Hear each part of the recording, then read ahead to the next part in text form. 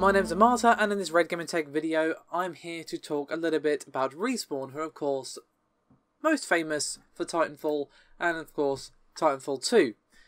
Now, you undoubtedly heard the news that they had been officially acquired by EA. This was definitely one of the biggest pieces of news in gaming last week, and given that it came rather fresh on the heels of the closure of Visceral Games, well, let's just say that there was a lot of F to play respects going on, and well, I can't really blame people.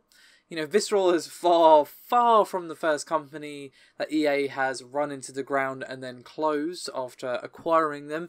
So we're a bit concerned for old Respawn, and I'd say those concerns are valid. I really hope that I'm not saying, oh, Respawn have been closed down in about 5 years in a video, but, you know, the likelihood is that I probably will, because this is EA's pattern.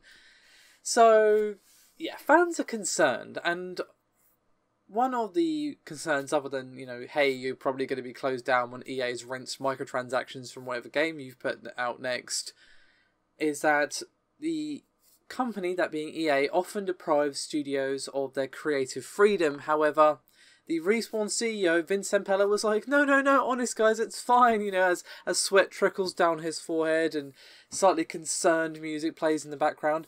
But he spoke with VentureBeat, and he seems, at least for the moment, positive that this won't be an issue, but I'm sure Visceral and many other companies felt the same prior to him. But let's have a look at what we had to say. He had to say, rather. He said, quote, "It's always a balance. You have to worry about security and foundation of the company. How do you get to new games while maintaining old games? I'm not worried. I think the creative freedom is still there." So we get the best of both worlds. Ultimately, it's a contract with EA. We had to collaborate well together, and that doesn't change. Ultimately, my message is we are still Respawn. We're going to make the same games we did before, and hopefully better. Anyone who's a fan of Respawn should trust us that what we're doing and what we think is the best is...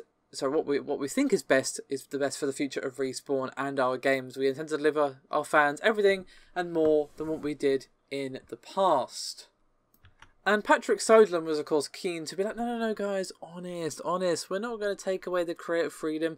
We're not going to give them a project which is weirdly ill-suited to their talents. Battlefield Hardline. No, honest, guys, it's fine. They're going to retain their creative freedom. It's not like we have history or anything. But sarcasm aside, here's what he actually said. Quote, "When you worked inside EA at DICE or BioWare or Vancouver, they have creative freedom and creative integrity. There are different cultures and different locations. That's what gets those studios to make great games. We're not interested in changing any of that. We want to keep what is great here. One of the reasons we're going into this acquisition is because of what Respawn is. It would be very unwise of us to change any of that." And yet they did exactly that with Dead Space.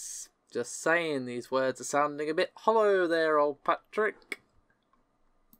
However, I don't doubt that Vince Zampella and the other guys over at Respawn were, you know, that Zampella was being honest there, and that the other guys at Respawn did sell for good intentions, because, well, it's not exactly a secret that Titanfall 2 didn't sell brilliantly, partially because it was poised against some very heavy hitters like, you know, Battlefield 1, and the marketing for it wasn't brilliant, so it wasn't really a mess up on their end, because by all accounts the game was awesome. So, you know, Titanfall 2 didn't do brilliantly, so the future of the company was perhaps a little bit shaky, and obviously if EA comes along and says, look, you know, we'll give you creative freedom, honest, and, you know, here's a sack of cash so you can keep going. I can't say I blame them for being like, yeah, okay, given that they obviously have worked with them in the past with Titanfall and Titanfall 2. I'm just concerned that what has happened in the past to a lot of EA's acquisitions is going to happen to them. You know, Respawn have a lot of really cool ideas, and I don't want to see that ground out by corporate bullshit, basically.